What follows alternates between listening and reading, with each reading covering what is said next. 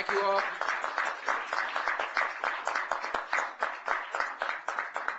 Thank you very much. It's good to be with you. I am grateful for the chance to witness this joyous and uplifting ceremony. It is inspiring to see people of many different ages, many different countries raise their hands and swear an oath to become citizens of the United States of America. For some of you, this day comes after a long and difficult journey. For all of you, this is a defining moment in your lives. America is now more than your home. America is your country. I welcome you to this free nation. I congratulate you and your families, and it's an honor to call you fellow Americans. I appreciate the Attorney General, Dr. Gonzalez, thank you, sir, and Alfonso, it's good to be up here with you.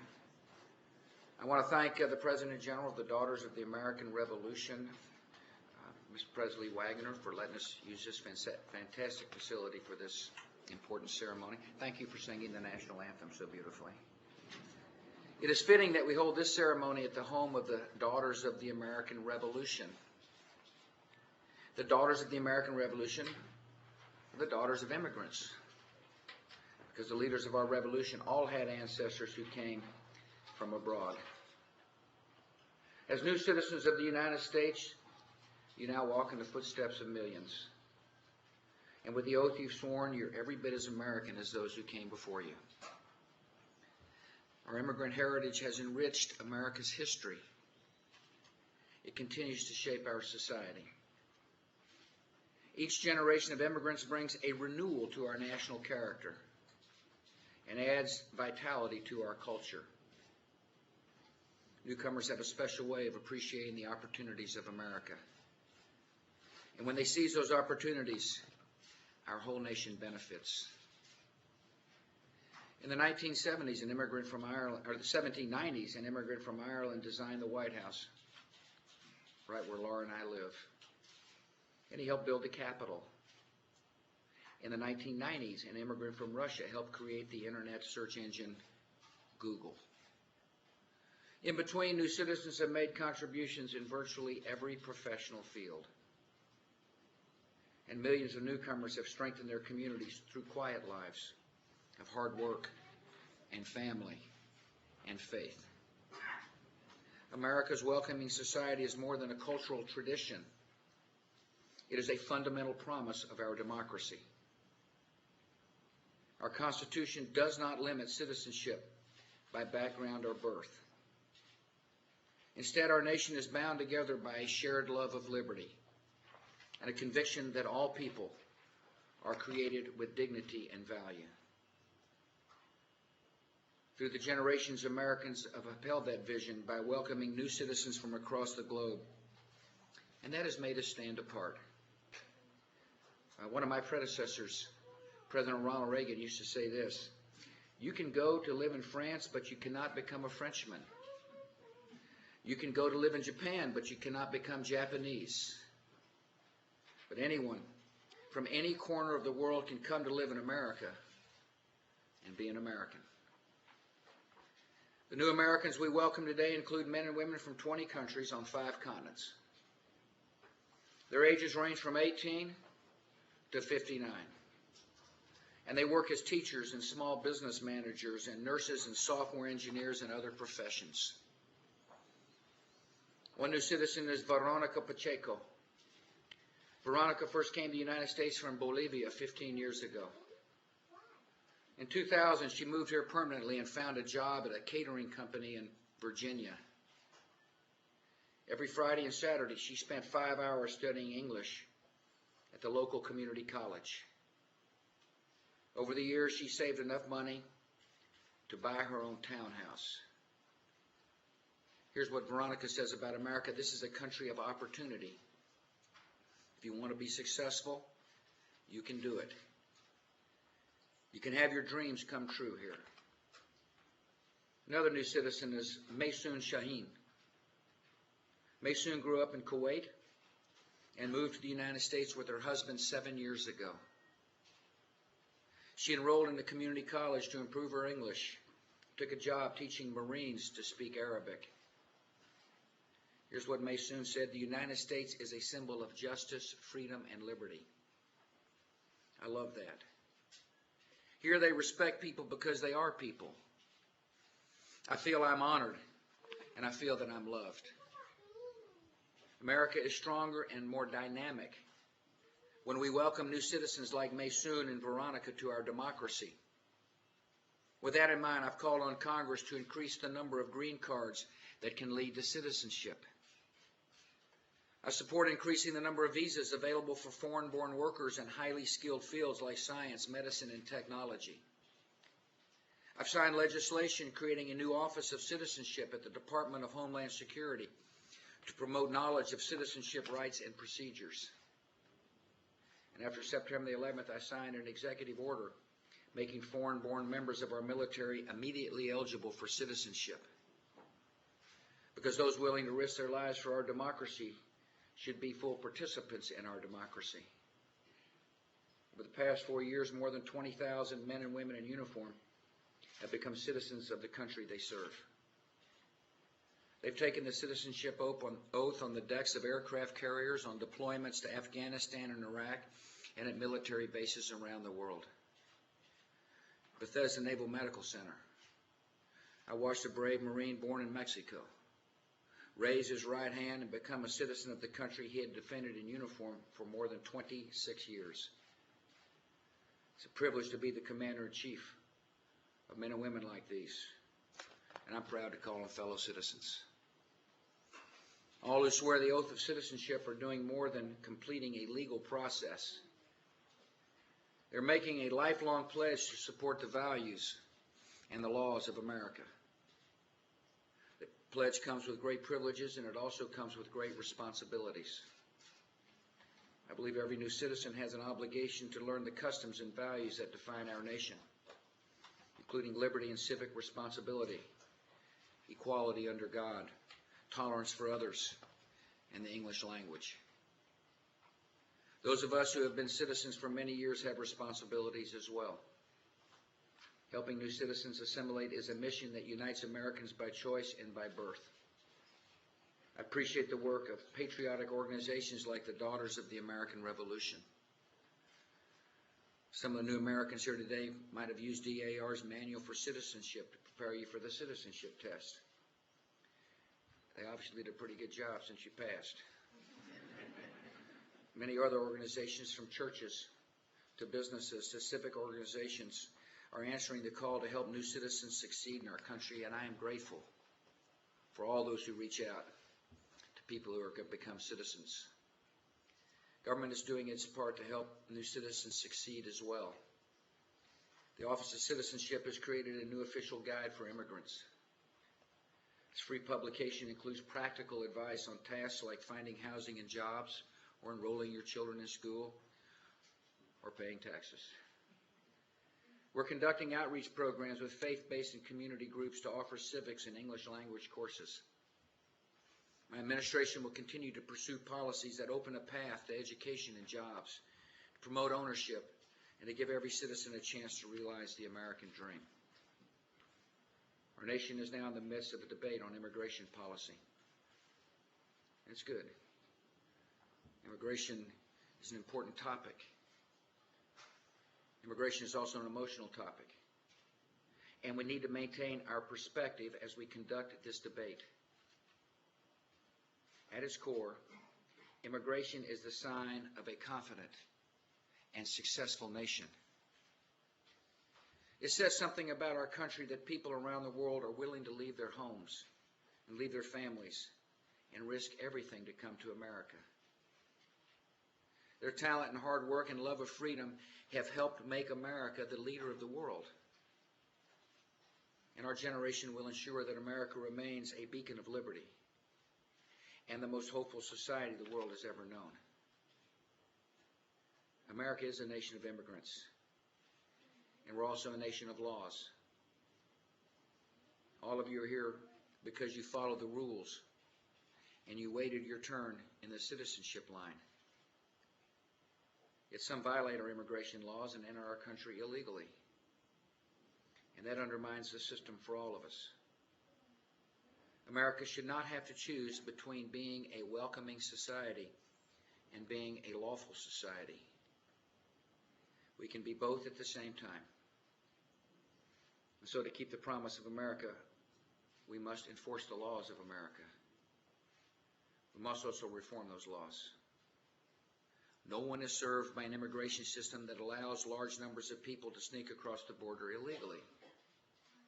Nobody benefits when the illegal immigrants live in the shadows of society. Everyone suffers when people seeking to provide for their families are left at the mercy of criminals, are stuffed in the back of 18-wheelers, or abandoned in the desert to die. America needs comprehensive immigration reform. I've laid out a proposal for comprehensive immigration reform that includes three critical elements: securing the border, strengthening immigration enforcement inside our country, and creating a temporary worker program. These elements depend on and reinforce one another, and together they will give America an immigration system that meets the needs of the 21st century. The first element is securing our border. Our immigration system cannot function if we cannot control the border.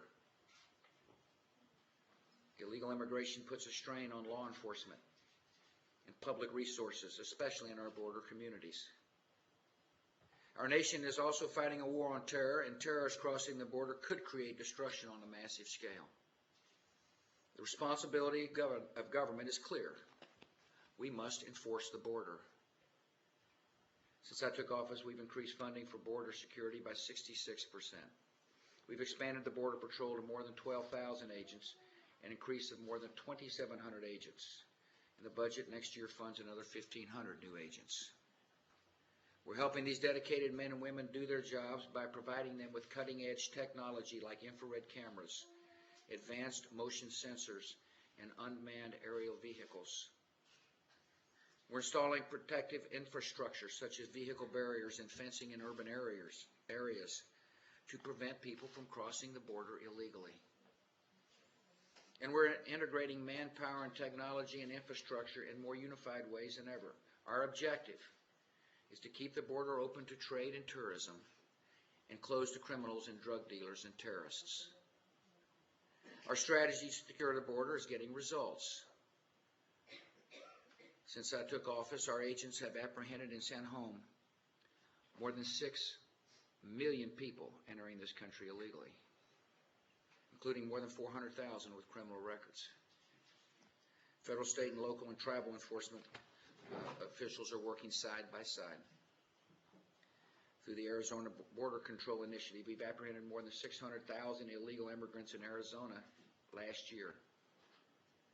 The men and women of our Border Patrol have made good progress, but we have much more work ahead. And we cannot be satisfied until we're in full control of the border. We're also changing the way we process those we catch crossing the border illegally.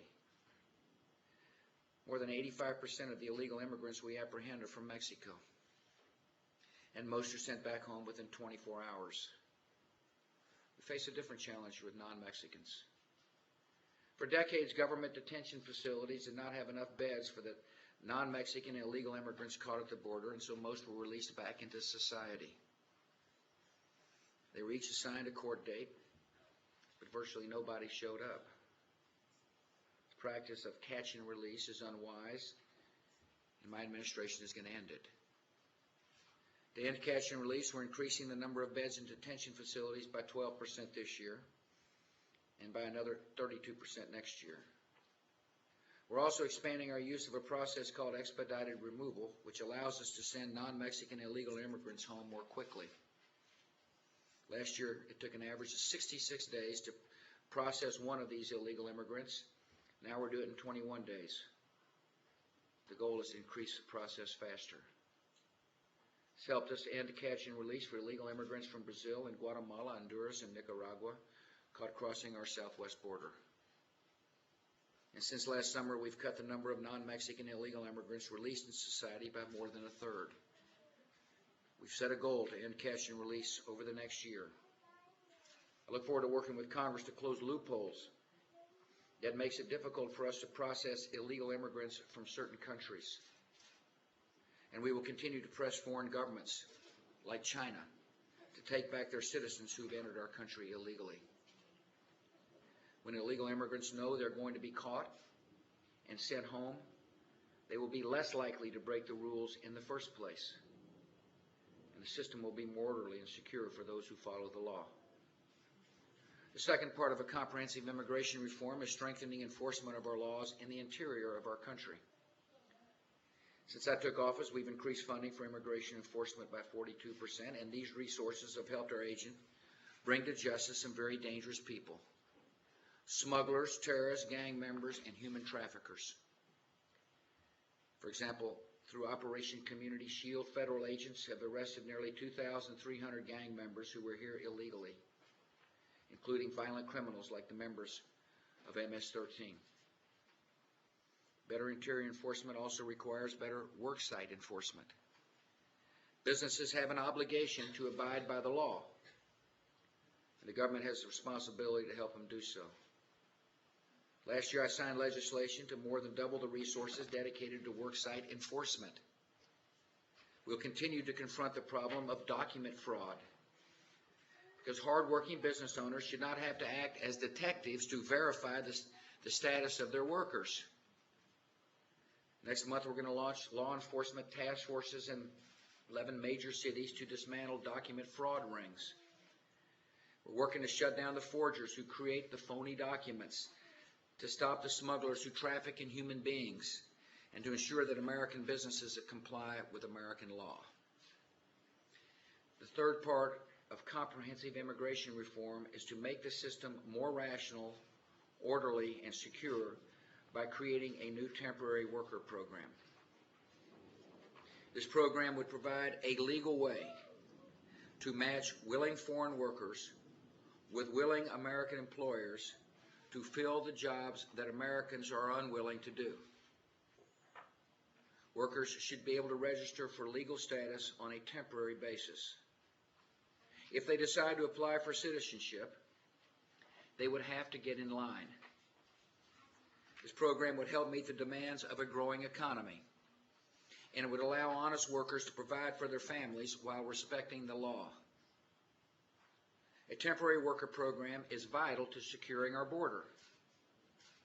By creating a separate legal channel for those entering America to do an honest day's labor, we would dramatically reduce the number of people trying to sneak back and forth across the border. That would help take the pressure off the border and free up law enforcement to focus on the greatest threats to our security, which are criminals and drug dealers and terrorists. The program would also improve security by creating tamper-proof identification cards that would allow us to keep track of every temporary worker who is here on a legal basis and help us identify those who are here illegally. One thing the temporary worker program should not do is provide amnesty for people who are in our country illegally. I believe granting amnesty would be unfair, because it would allow those who break the law to jump ahead of people like you all, people who play by the rules and have waited in the line for citizenship. Amnesty would also be unwise, because it would encourage future waves of illegal immigration. It would increase pressure on the border and make it difficult for law enforcement to focus on those who mean us harm. For the sake of justice and border security, I firmly oppose amnesty. This week, the Senate plans to consider legislation on immigration reform. Congress needs to pass a comprehensive bill that secures the border, improves interior enforcement, and creates a temporary worker program to strengthen our security and our economy. Completing a comprehensive bill is not going to be easy. It will require all of us in Washington to make tough choices and make compromises. And that is exactly what the American people sent us here to do. As we move toward the process, we also have a chance to move beyond tired choices and the harsh attitudes of the past. The immigration debate should be conducted in a civil and dignified way. No one should play on people's fears or try to pit neighbors against each other. No one should pretend that immigrants are threats to American identity, because immigrants have shaped America's identity. No one should claim that immigrants are a burden on our economy, because the work and enterprise of immigrants helps sustain our economy. We should not give in to pessimism. If we work together, I'm confident we can meet our duty to fix our immigration system and deliver a bill that protects our people, upholds our laws, and makes our people proud. It's a joyful day for all of you, and it's one you'll always remember. When you came here this morning, I was the president of another country. Now I'm the president of your country, and I'm grateful for that honor. I wish you good luck as citizens of the greatest nation on the face of the earth. May God bless you and your families, and may God continue to bless America. Thank you very much.